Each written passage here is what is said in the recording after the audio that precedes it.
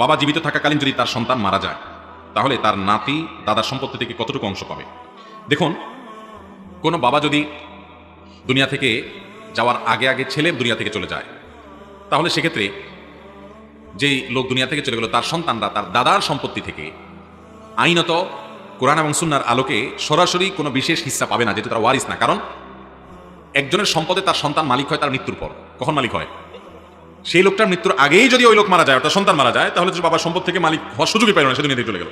আর তার সন্তানরা মালিক হবে বাপের মাধ্যমে। সে বাপই মালিক হয় না, তো তারা কোথেকে মালিক হবে? এই জন্য তারা মিরাজ পাবে না। কিন্তু এর মানে এই না যে তাহলে নাতিরা অসহায় হয়ে থাকবে, তারা কি করবে? মনে রাখবেন, যার বাবার কোনো সম্পদ নাই সেও পৃথিবীতে বেঁচে থাকে এবং অনেক সময় আরো ভালোভাবে বেঁচে থাকে। ঠিক না ঠিক? আর এর চেয়ে বড় কথা হলো যে দাদা শরিয়ার দৃষ্টিকোণ থেকে বাবার মৃত্যুর পর যদি তার ছেলে মেয়েরা থাকে, তাদেরকে দাদা হিসাবে তার ভরণ পোষণ দেওয়া, তার ক্ষয় খরচ দেওয়া, পড়ালেখা করানো, চিকিৎসা করানো, বাসস্থান দেওয়া, সকল দায় দায়িত্ব বহন করতে হবে দাদাকে। কাকে বহন করতে হবে? দাদাকে বহন করতে হবে। অতএব এটা মনে করার কারণ নাই যে ইসলামে কোনো শূন্যতা বা সংকট আছে, যে বাবা মরে গেল সন্তানরা অসহায় হয়ে গেছে কারণ দাদার সম্পদ তাদের হিস্সা নাই। সম্পদের হিস্সা তো পরের প্রশ্ন। এদের বেঁচে থাকার জন্য অভিভাবক হিসাবে সকল দায় দায়িত্ব পালন করবে, যদি তাদের না থাকে তাদের পক্ষ থেকে পালন করবে কে? দাদা। শুধু তাই নয়, যেহেতু তাদের জন্য কোনো হিস্সা ফিক্সড করা হয় নাই, সেজন্য তাদেরকে অবারিতভাবে দেওয়ার সুযোগ আছে। একটা গুরুত্বপূর্ণ মাসআলা নবী সাল্লাল্লাহু আলাইহি ওয়াসাল্লাম হাদিসে বলা আছে, সেটা হলো যে লা ওসিয়াতা লিওয়ারিথিন, কোনো ওয়ারিসকে ওসিয়ত করা যায় না। ধরেন আপনার ছেলে আপনার মৃত্যুর পর আপনার সম্পদে ভাগ পাবে, আপনি এই ছেলের জন্য যদি ওসিয়ত করেন যে আমার অমুক জমিটা অমুক বিল্ডিংটা আমার ছেলেকে আমি দিলাম, ওসিয়ত করে থুয়ে গেলাম, আমার মৃত্যুর পর তোমরা তাকে দিবা, শরীয়ত বলে এটা ভ্যালিড না, এটা অবৈধ, এটা গ্রহণযোগ্য না। যেহেতু সে আপনার ওয়ারিস, তার জন্য নির্দিষ্ট হিস্সা কোরআনে ঠিক করে দেওয়া আছে এবং আল্লাহ বলে দিয়েছেন ফরিদাতুম মিনাল্লাহ, এই নির্ধারণ এবং হিস্সাটা কে ঠিক করেছে? আল্লাহ। অতএব সেখানে আপনি ওসিয়ত করে আর নতুন কিছু যোগ করতে পারবেন, কিন্তু ওই নাতিদের জন্য দাদা কিন্তু ওসিয়ত করে যেতে পারবে যা খুশি তা।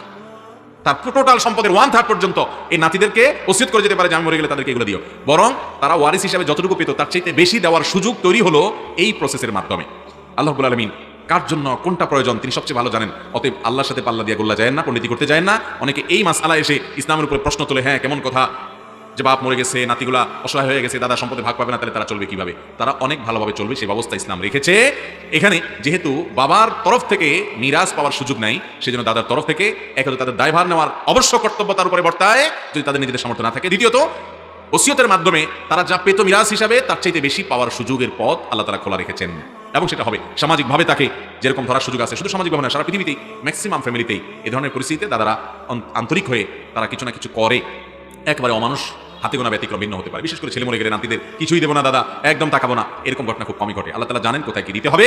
আল্লাহর বিধানের উপরে আর পণ্ডিতি করার দরকার নাই, অন্তত ইমানদারের কোনো প্রয়োজন নাই।